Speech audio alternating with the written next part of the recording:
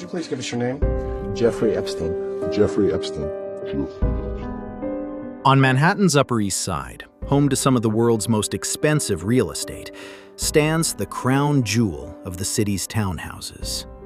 Today, it is considered Manhattan's largest private residence. Inside, amid the hustle and bustle of servants in simple black suits and immaculate white gloves, one feels as though they have stepped into someone's private Xanadu. This is not merely the home of a wealthy person, but a haughty fantasy world that seems to know no bounds. The entrance hall is adorned not with paintings, but with rows of framed eyeballs, which, as the owner gleefully tells his guests, were imported from England, where they were originally made for wounded soldiers. Next comes a marble foyer featuring a painting in the style of Jean Dubuffet, though the host refuses to reveal who painted it. The guests look like dwarfs next to the sculpture of a naked African warrior, which is twice their size. Thus begins a 2003 article from Vanity Fair titled, "The Talented Mr. Epstein." In hindsight, it is astonishing that this article was published as early as 2003, as it describes things that others would only notice decades later. The article already asks how Epstein came by his wealth in the first place, even though he already had access to high society and politics as a financial mogul back then. But the article also touches on aspects that are now firmly associated with the name Epstein: lavish events, the connection to Ghislaine Maxwell, and the fact that beautiful women are always present at Epstein's parties. Mostly very young ones. But the article only touches on this briefly. 20 years later, this simple side note has taken on entirely new dimensions. The more that has come to light about the Epstein files, the more questions arise. Questions that were already being asked in 2003, but to which no further significance was attached. Questions that continue to haunt us to this day. Do you think you're the devil himself? No, but I do have a good...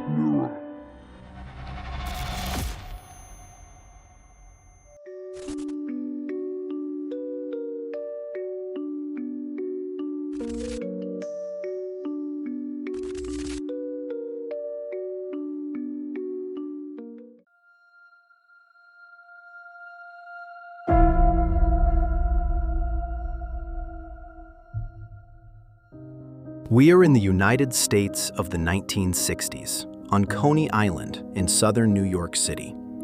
This peninsula is home to the man who continues to make headlines to this day, but there is still no mention of any of his later deeds. There is no indication of what this boy would one day become, except for his ambitions. An old classmate recalls that he spoke early on of becoming very wealthy one day. Young Jeffrey Epstein would prove to be right. He was born on January 20th, 1953, to Paula and Seymour Epstein. Seymour initially worked for his father's demolition company and later for the New York City Parks Department. Paula also worked, but her primary focus was on the household and raising the children. In 1954, Jeffrey's brother Mark was born. So far, a perfectly normal middle-class family. Mark and Jeffrey did well in school, especially in math. After graduating, Jeffrey took physics courses at Cooper Union College between 1969 and 1971, though he did not graduate from there. In 1971, he transferred to the Courant Institute for math courses, which he also left without a degree. Nevertheless, he managed to take his first astonishing career step. In 1973, Epstein began teaching math and physics at the Dalton School, a private school. Tuition for the current school year is just over $64,000 per year. Dalton consistently ranks at the top of lists of the best private schools in the U.S. The school's principal at the time, Donald Barr, wasn't too particular about his teachers' educational backgrounds. As long as they knew their subject and had interesting personalities, they could teach at the Dalton School. Epstein, who was only 21 at the time, is very popular among the students. He coaches the school's math team and helps produce a school musical. He is even said to have been a guest at one of his students' private parties at least once. While he generally enjoys great popularity, there are also a few individual students who find the young math and physics teacher strange. He is said to have frequently flirted with the female students and to have seemed to have an unusually close bond with them. Later, a female student also stated anonymously that Epstein had tried to spend time with her outside of school, which she reported to the principal. At that point, the principal was no longer Donald Barr, but a man named Gardner Dunnan. However, he claims to have never heard anything about alleged misconduct by Epstein during his time as a teacher. Sometime later, Dunnan himself is accused of inappropriate behavior. He is said to have invited a student to live with him and to have repeatedly abused her. Dunnan denies the allegations, and a lawsuit was dropped. So right from the start, we see a pattern that will repeat itself as the story unfolds. Namely, that supposedly no one claims to have known anything. In early 1976, the young Jeffrey Epstein makes a valuable acquaintance. The father of a student invited him to an art exhibition in Manhattan. At this exhibition, he met the parents of another student. A conversation ensued about Epstein's math skills and the question of whether a job on Wall Street in New York might be something for him. The student's parents established one of the first very important contacts in Epstein's biography, the connection to Ace Greenberg. In 1976, Ace Greenberg is a big shot at Bear Stearns and will rise to become CEO there over the next 2 years. Bear Stearns is a major investment bank and brokerage firm on Wall Street at the time. On the recommendation of the student's parents, Ace Greenberg invites Jeffrey Epstein to a personal meeting. At a second meeting, another Bear Stearns executive, Michael Tenenbaum, is also present. Both Greenberg and Tenenbaum are impressed by Epstein. How does Tenenbaum sum up his impression? He was one hell of a salesman. So the two offered him a position at Bear Stearns. This offer came at just the right time for Epstein, as he had been let go from the Dalton School.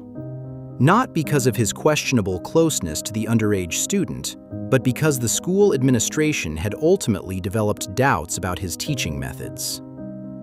As a newly minted salesman, Epstein earned a good $25,000 a year back then. In today's terms, that would be $140,000. Financially, it was a huge leap forward. But Epstein hadn't even been working at Bear Stearns for a year when something happened again. Something we'll encounter more often as this series continues. An irregularity is noticed that no one can explain.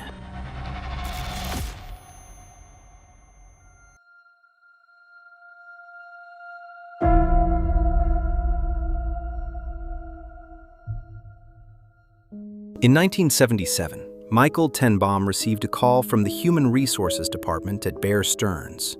There, they had taken a closer look at the resume of their new star salesman, Epstein. In the document, he had claimed to hold 2 university degrees from institutions where he had never even been enrolled. He only admitted this to his boss, Michael Tenenbaum, when Tenenbaum confronted him about the lie on his resume. Epstein says he simply knew that without a college degree, no one at Bear Stearns would have given him a chance. Michael Tenenbaum is disarmed by Epstein's sudden honesty after this brazen lie. Epstein emerges from the situation unscathed. He keeps his job at Bear Stearns and is thus able to continue networking with all sorts of wealthy people on Wall Street. Exactly how that happened and what Epstein did in the years that followed remains the subject of many conspiracy theories to this day. Such theories will continue to accompany us throughout the entire series. Nevertheless, we want to focus exclusively on proven facts. In late 2025, the New York Times published an extensive investigation into a specific question. If Jeffrey Epstein was indeed just an ordinary middle-class guy, how did he later, first, come to have such prominent acquaintances, and second, amass so much money? According to the Times' investigation, Jeffrey Epstein is, to quote the paper, a relentless con artist. But the specific mechanisms by which he is said to have made his money are very intriguing. There are many theories on this. Epstein may have worked for intelligence agencies from the start and become rich that way. In this case, one certainly can't rule anything out completely, but the research actually paints a rather revealing picture of how Epstein came by his money. According to this, no grand conspiracy was necessary, just sheer audacity and ruthlessness. During his first 20 years on Wall Street, for example, Epstein deliberately abused expense reports. Employees cover costs out of pocket, and the employer reimburses them later. A simple principle that Epstein apparently enjoyed manipulating. During a trip to the Caribbean for a conference, for example, he spent $10,000 on jewelry and outfits for his then partner. He then billed the company for it. The finance department certainly noticed this, but there were no consequences. In addition, Epstein is alleged to have manipulated insider trading as part of his work to fleece other people out of their money. Bit by bit, he tested the waters to see what he could get away with, and so he apparently amassed a considerable fortune bit by bit. While he initially dealt in sums in the 4 or low 5-figure range, these amounts snowballed higher and higher over the years. His relationship with a man named Jimmy Kane is said to have been particularly important in this regard. Even back then, rumors were circulating in the company that Epstein had helped Kane meet women and that he procured drugs for Kane. In return, Kane is said to have leveraged his own contacts and introduced Epstein to people in the business world. Even at that time, Epstein is said to have exploited women to secure his position. For example, immediately after being hired at Bear Stearns, he began dating Ace Greenberg's daughter. After 4 years at Bear Stearns, Epstein had fully established himself in New York high society.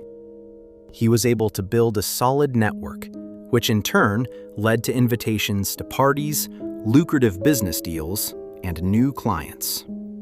In 1980, the women's magazine Cosmopolitan named him Bachelor of the Month. At the age of 27, with the right connections and a salary that had doubled thanks to a promotion, Epstein was hailed by the press as a heartthrob. Even back then, he was frequently changing partners. In 1981, an internal investigation was launched against Epstein at Bear Stearns. He had given his then girlfriend access to the firm's exclusive stock deals and violated his obligations as a broker when he lent $15,000 to a friend. As a result of this internal investigation, Epstein was ordered to pay a $2,500 fine to the firm and was suspended for 2 months. Epstein, who denies the allegations, simply resigns instead. During his 5 years at Bear Stearns, he has built up enough contacts on Wall Street and beyond to continue making money. Moreover, he continues to be protected, at least by Jimmy Kane. 20 years later, in 2003, the company states that Jeffrey Epstein left Bear Stearns of his own accord. No member of management ever suggested he leave the company or investigated any irregularities on his part. At the very least, the claim that management never investigated any irregularities involving Epstein is simply not true. But that wouldn't come to light until decades later. An outstanding bonus of about $100,000 is paid to him despite his departure. Epstein does not immediately look for a new job. Instead, he travels to England with his then partner, Paula Hale. Paula herself works on Wall Street and is also well-connected. During the trip to England, she introduces him to her old friend Nick Lees, who in turn introduces Epstein to his father, Douglas Lees. And he is an arms contractor with correspondingly valuable contacts. Epstein becomes a close family friend of the Lees. He travels regularly to England and tutors one of the younger sons. In return, Douglas Lees takes him along to meet important business partners and makes Epstein one of his advisors. With his close ties to Douglas Lees's family, Epstein should now be able to build a network on the other side of the Atlantic as well. As an arms dealer, Lees's contacts extend all the way to the upper echelons of British society. Incidentally, the friendship with the Lees later ends in a falling out, because after a few years, Douglas Lees realizes that Epstein is said to have taken financial advantage of him. Once again, the expense reports. Back home in New York, Epstein had meanwhile teamed up with a lawyer named John Pottinger. Together, the two are said to have also worked as consultants and diligently dispensed tips on how best to avoid tax deductions. Epstein is said to have met some of his new clients while he was still at Bear Stearns. He stayed in touch with them and was able to win them over as clients for his own firm. In any case, Epstein is said to have continued to exploit his position at Bear Stearns for a long time. This worked in part because he was still friends with people who worked at the firm. And through these contacts, the first truly major alleged scam came about in 1982. A former colleague from Bear Stearns convinced a business partner named Michael Stroll to give 10% of his assets to Epstein. Epstein would then invest the $450,000 in a supposed crude oil deal, and Michael Stroll would end up making a hefty profit. This crude oil deal apparently never existed, and 2 years later, most of Michael Stroll's money was gone.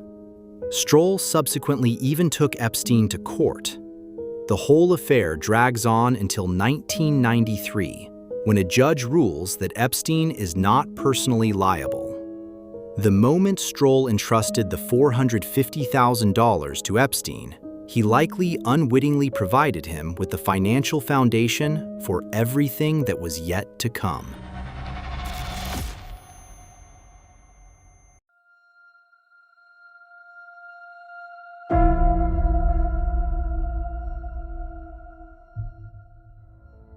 Through his connections, Epstein had by then met his girlfriend, Eva Anderson, with whom he would be together for 11 years. Nevertheless, he was also seeing other women at the same time. For example, the Spanish actress Ana Obregón. It was precisely through this affair that Epstein may have crossed the $1 million mark. Just as he was dating Ana Obregón, the brokerage firm Drysdale Securities collapsed, and the money of several investors vanished into thin air. This included the money belonging to Ana Obregón's family. The Obregóns and a few other families learned about the supposed financial prodigy Epstein through Ana. They commissioned him to track down the missing millions for them, and to this day, no one knows how, but he succeeds. And for this success, he naturally receives compensation, which, given the initial sum, must have been substantial. Now Epstein, who used to be an employee, is himself a client at Bear Stearns. He instructs his former colleagues to buy and sell stocks and funds on his behalf. Through his regular contact with Bear Stearns, Epstein meets a secretary there in 1986 named Patricia Schmidt. She is 23 at the time. He is 10 years older. The two were introduced to each other by Epstein's former colleague, Clark Schubeck. Around the same time, Clark Schubeck introduced Epstein to another employee at Bear Stearns. Both Patricia and Susanna are young, attractive, and above all, direct contacts at Bear Stearns. Later, Susanna became a close friend of Melania Trump and married Woody Johnson, whom Donald Trump appointed as U.S. ambassador to the United Kingdom during his first term in office. In the late 1980s, Epstein continued to work as a financial advisor, including for his business acquaintance Stephen Hoffenberg. Together, the two are said to have attempted to acquire companies.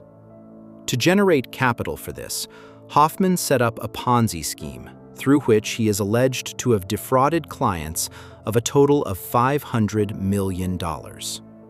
He was later sentenced to 20 years in prison for this and claimed in court that Jeffrey Epstein had developed this Ponzi scheme together with him. He was never charged for this.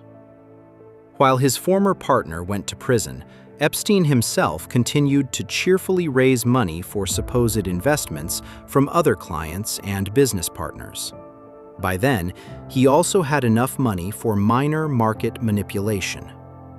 He used his partner's money to buy cheap stocks, then publicly claimed that a plan was being considered to buy the entire company for a high price. This caused the stock price to rise in the short term, and Epstein sold the shares. There were never any legal consequences for this. By 1988, Epstein is said to have amassed a fortune of $15 million. Through his connections, he even became a board member at the New York Academy of Arts, a renowned private art university. Here, too, we see an early indication of things to come. A first known connection to a prestigious institution of higher learning. In addition to the door into the financial world, the door to higher education and the art industry is now also open. And such a board membership is, of course, yet another valuable networking tool. Perhaps also on a flight in 1987, where Epstein meets Robert Meister. The insurance broker is immediately captivated by the charming Jeffrey Epstein, who introduces himself as a New York banker. The two exchange contact information, and Epstein goes out of his way to cultivate a friendship. As he later suspects, this was to gain access to his even wealthier friends. For during a visit to the sauna, Epstein brings up a very specific person. One who will change everything.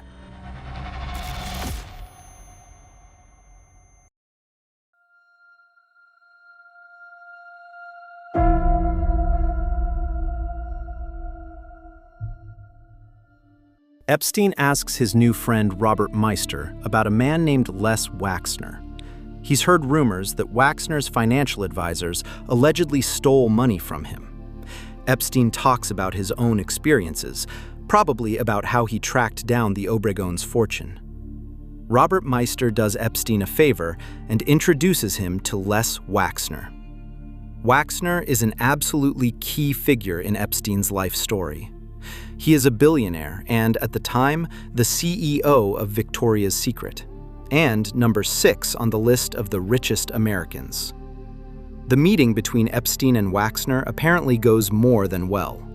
A year later, Jeffrey Epstein becomes his financial advisor and has full power of attorney over his finances. In addition to Victoria's Secret, Wexner also takes over Abercrombie & Fitch over the years and founds Bath & Body Works. Actually, Wexner already had a financial advisor named Harold Levin at the time, but Wexner is convinced by Epstein and wants Levin to work with him. Levin later recalls his first meeting with Epstein as follows. Epstein tried to explain a foreign exchange deal to me that he wanted to execute for Les Wexner. I have a Master of Business Administration from Ohio State University, but I didn't understand a word of what the guy was saying. I told Les, stay away from him. Although the foreign exchange deal in question never materialized, Wexner did not distance himself from the matter. Instead, he made Epstein his financial advisor. Harold Levin was supposed to continue working under Epstein, but he chose to resign instead. Prior to that, Epstein is said to have pressured Levin to give up the shares he had acquired in Les Wexner's project without receiving any profit distribution. This is how Levin recalls it. Epstein basically says, if you want, you can fight back, but I have plenty of lawyers, and I'll make sure you have to pay a fortune for it. Even as Epstein was settling into his role as Wexner's advisor, He is said to have spread the rumor that Harold Levin had not resigned voluntarily, but had embezzled funds from Les Wexner. As a result, Levin was unable to find a new job for years, and at times lived out of his car. Epstein, on the other hand, is doing better financially than ever. Epstein's job as a financial advisor is to invest Les Wexner's money in securities and assets, as well as in hedge funds and private equity firms, thereby securing a commission from the profits generated. These, of course, are correspondingly substantial. Apparently, however, Epstein did much more for Wexner. For example, he is said to have managed the design and construction of his super yacht, the Limitless. He is also involved in a luxury real estate project of Wexner's. In 1991, Wexner signed a power of attorney. Epstein now not only has access to his assets, but can also hire employees, sign checks, buy and sell real estate, and borrow money on Les Wexner's behalf. In addition to former advisor Harold, other people in Les Wexner's circle claim to have warned the entrepreneur about Epstein. Even Robert Meister, who had initially facilitated the connection, wanted to dissuade Wexner from making Epstein his advisor. Wexner gradually distanced himself from many people, while his opaque relationship with his financial advisor Epstein only grew closer. In a documentary, Epstein is even asked at one point whether the relationship between him and Wexner was a sexual one. He denied it. To this day, it remains a mystery how Epstein managed to bind Les Wexner so closely to him. However, he succeeded in inserting himself into the lives of the upper class. In any case, as a financial advisor, Epstein has power of attorney over Wexner's assets and can, in the truest sense of the word, help himself generously to the accounts. And he does so repeatedly. A private jet, a mansion in New York, and an estate in Ohio were transferred from Wexner's ownership to Epstein. Today, these assets alone would be worth approximately $100 million. Epstein purchased some of them from his boss at below market value. In total, it is estimated that Epstein made between $200 million and $400 million solely through his partnership with Les Wexner. Thanks to his job with Les Wexner, Epstein was able to afford another property, a mansion in a prominent neighborhood. Epstein's private estate is located just a few hundred meters from Mar-a-Lago, and that's surely ringing a bell for some of you. That is, of course, the residence of Donald Trump, who at the time was still primarily regarded as a businessman. The two are said to have been good friends during this period. Epstein was a guest at several of his parties. With his fortune, Epstein now has the spare change to donate money to politicians, a reliable method not only to get in touch with them, but also to stay in their memory. As early as 1989, Epstein, a financial expert of Jewish descent, accompanied a Democratic congressman to Israel to promote the strengthening of business ties there. There, he met high-ranking politicians from the respective countries. So here, too, a new network presumably began to take shape. His close partnership with the head of Victoria's Secret made an impression. For some, because of the money, for others, because of the supposed proximity to beautiful women, or because of potential career opportunities that Epstein might have in store. He apparently exploited this deliberately, sometimes even posing as a talent scout for Victoria's Secret. Yet, according to internal information, the company only cast models through agencies. During this time, Epstein also met a woman whose name is likely familiar to everyone, Ghislaine Maxwell. The Epstein met ABC journalist Catherine Cryer at an evening event. She, in turn, took Epstein to a film premiere a few months later. At this premiere, Catherine Cryer introduced Epstein to her boyfriend, Elliot Stein. And Elliot Stein, in turn, introduced Epstein to a man named Leon Black. Alongside Les Wexner, Leon Black is another key figure in Epstein's wealth accumulation. Black was one of the founders of Apollo in 1990. This is an asset management firm that would become one of the biggest players on Wall Street. We will encounter Black again in later videos in this series, when he will replace Les Wexner as Epstein's most lucrative client. However, the business relationship with Les Wexner would continue for a very long time. It was through this connection that Epstein first met then U.S. President Bill Clinton in 1993.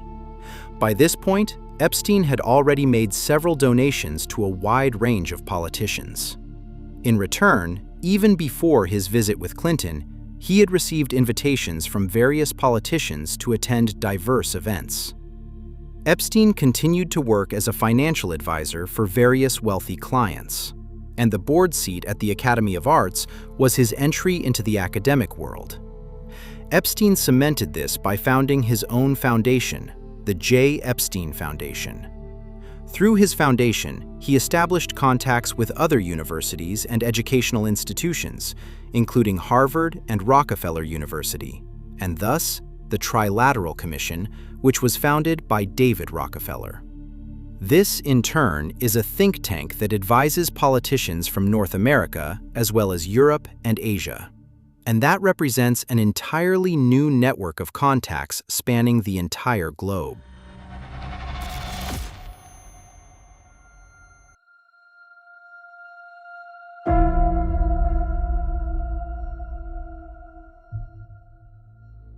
So let's take a step back for a moment and look at the bigger picture. It's only the early 90s, and yet, as we've seen in the last few minutes, Epstein has already established extensive connections.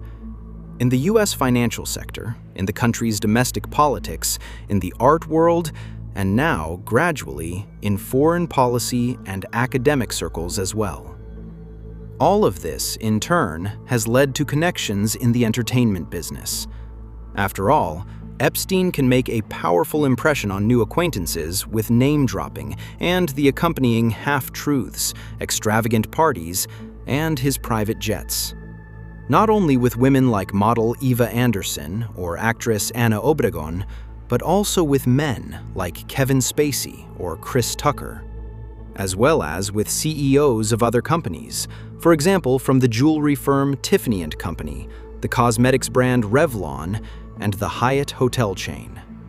Also, heads of newspapers and news agencies, scientists, and Nobel laureates like Gerald Edelman and Murray Gell-Mann.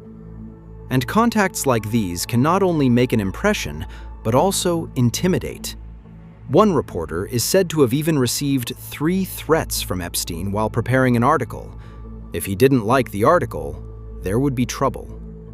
The full extent of these threats would only be made public by the article's author years later. It cannot be ruled out that, in addition to Vicky Ward, who wrote the Vanity Fair article, there were other journalists who had tried years ago to get the whole story out, and that this was precisely what Epstein and his powerful contacts prevented. What was only vaguely hinted at in the final version of Vicky's article was, according to her own statements, actually quite concrete. However, these passages were removed from the article. She blames Graydon Carter, the then editor of Vanity Fair, for this. He did not believe the women's accounts, but sided with Epstein. Carter, in turn, defends himself against these accusations and claims there were no 3 official sources, and therefore this aspect of the story did not meet our legal and editorial standards. If we'd had 3 people willing to stand up for us in court should Epstein have sued, we would have published the article. Period. End of story. From a legal standpoint, it's actually understandable that Carter wanted to protect the magazine from legal action by Epstein. If the 3 women had had to testify in court on behalf of Vanity Fair, as Carter said, the burden of responsibility would ultimately have fallen on the victims, and that would have been extremely difficult to bear, both emotionally and financially. This is precisely the kind of pattern that allows people with a lot of money to get away with a lot of things. Vicky Ward, too, can understand why her editor at the time decided not to include the allegations in the article. Nevertheless, she believes the decision was wrong. Another source later stated that Carter had been literally bombarded with calls from Epstein. During that time, he noticed a fresh bullet hole right next to his apartment in Manhattan one day and interpreted it as a warning from Epstein. Vicky Ward herself was pregnant with twins when she wrote and published the article. She describes how Epstein called her repeatedly after their initial contact regarding the article. Some of his contacts also reached out to her on their own initiative. For example, Jimmy Kane, Epstein's contact at Bear Stearns, for whom he is alleged to have procured drugs and women, at least during his time there. Even while Vicky was working on her article, Epstein is said to have repeatedly asked her one question: "What do you have on the girls?"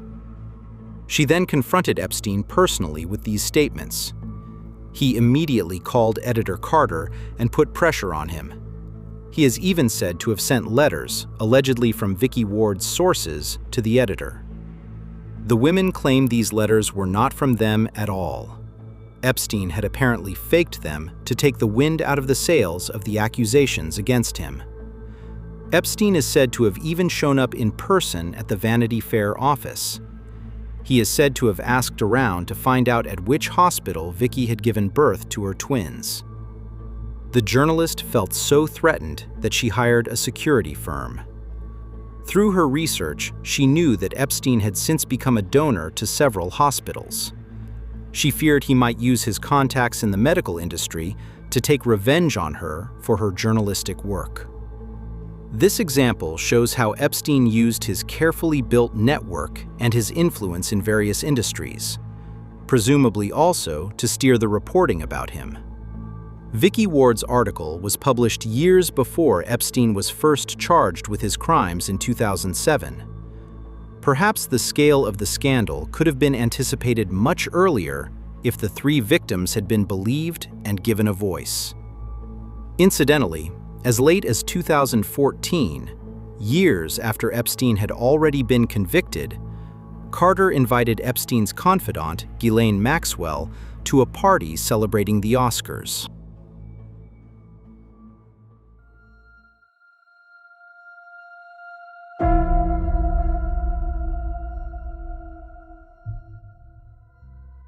As early as the early 1990s, there were women who felt uncomfortable around Jeffrey Epstein. A sexist joke here, an inappropriate remark there. Unfortunately, many women are used to such behavior, and the sad truth is, who could any of the affected women have complained to back then? As we have seen, Epstein's misconduct never really had any consequences. Robert Meister, who introduced Jeffrey Epstein to Les Wexner, also heard disturbing things about Epstein's preferences as early as the late 1980s. He says, "Imagine the worst thing anyone could do, and Epstein did it all." Robert Meister says he cut off contact with Epstein soon after. Namely, after Epstein once showed up unannounced at Meister's apartment with 5 models. The women's presence was supposedly intended as a gift.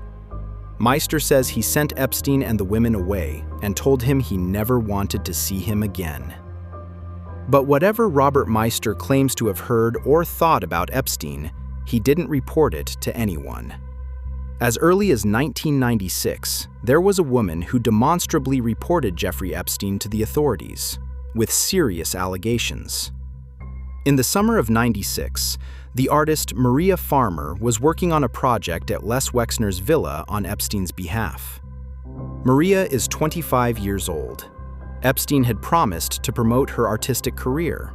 After all, he is a board member of the New York Academy of Arts. And he actually told Maria about a commission he had secured for her.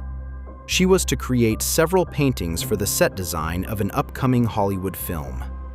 For an aspiring artist like Maria, this was a commission that could change everything. She was to spend the summer at Les Wexner's villa to work on her project there undisturbed.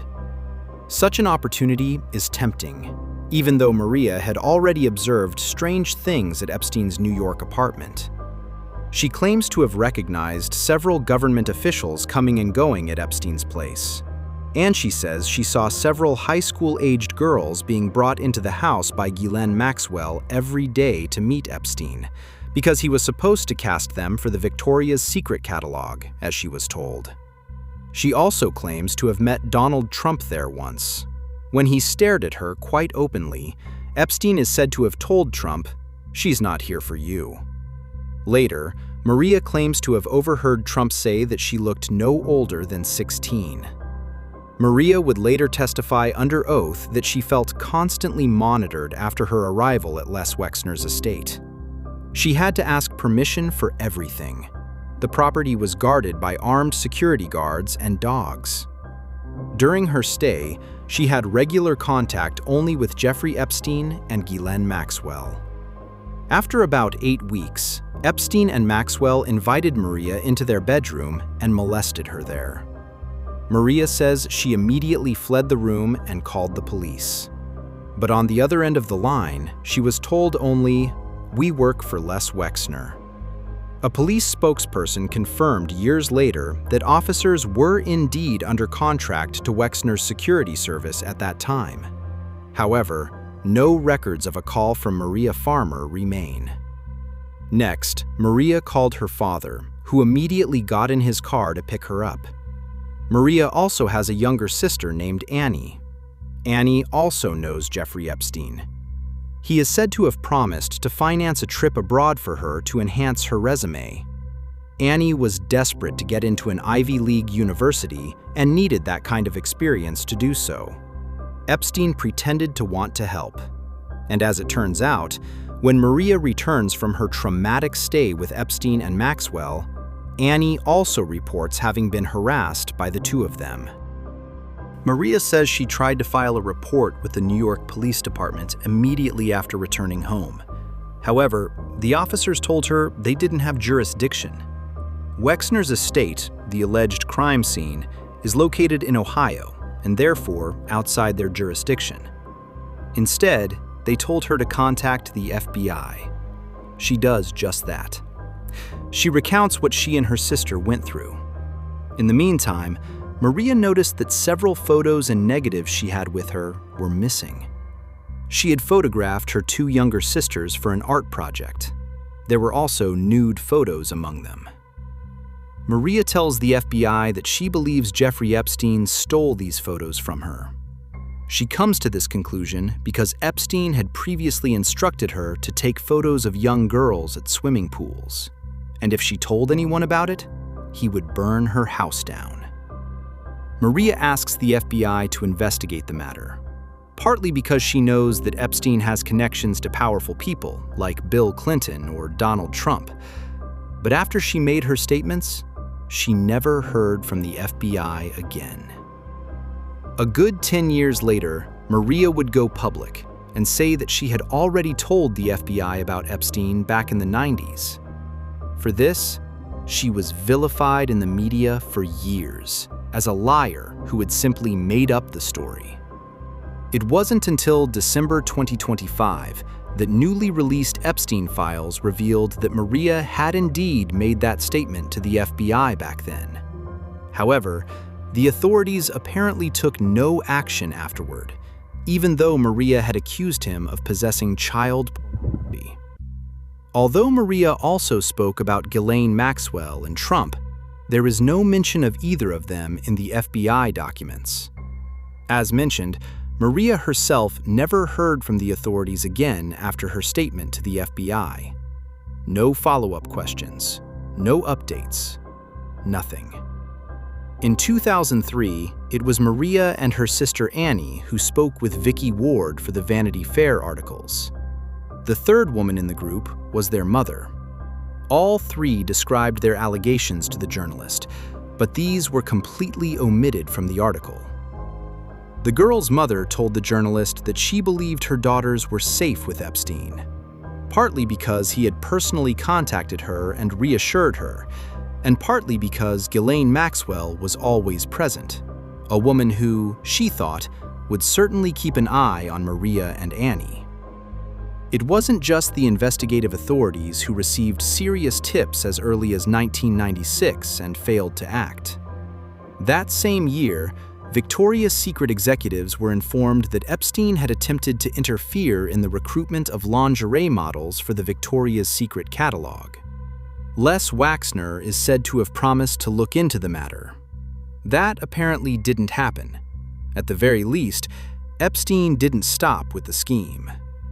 Model and actress Alicia Arden reports that in 1997, Epstein promised her a modeling job for Victoria's Secret. He introduced himself to her as a talent scout for the company. Epstein allegedly summoned her to a hotel room in Santa Monica for an audition for the catalog. There, Epstein first made derogatory comments about her figure and asked her to come closer so he could get a better look at her. Then, he allegedly touched her inappropriately, tried to undress her, and said he wanted to have his way with her. Alicia fled the hotel room in tears before anything worse could happen. Just a week after this incident, Alicia Arden contacted the police and filed a criminal complaint for sexual assault. However, one detail that Alicia later recounts is missing from the police report. Epstein is said to have tried to placate her with a $100 bill. He even ran after her barefoot outside to give her the money. Only then did she accept it and drive away. According to her own statements, she also told the police this. However, this aspect does not appear in the files. Similar to Maria Farmer, Alicia Arden never heard from the police again. According to documents from the relevant department, Epstein was questioned shortly after the report was filed and made contradictory statements.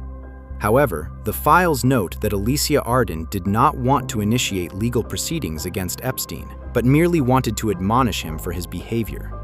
Alicia firmly rejects this, but she had made her statements to a male police officer. He had questioned whether she really wanted to file a complaint, arguing that she had, after all, been in Epstein's hotel room of her own free will. At first, Alicia let herself be intimidated by this, but the matter was so important to her that she went back to the police a week later to make sure a complaint was filed. For Alicia, all of this is simply proof that, as a victim at the time, no one believed her, and that this had catastrophic consequences. She recently said in an interview that, if they had taken me more seriously, it could have helped all those girls. That brings us to the end of the first episode of this video series. It's impossible for me to outline and cover everything here in full, but I hope I've been able to make the connections clear enough to help you better understand everything surrounding the Epstein case. It's hard to find the right words to wrap this up.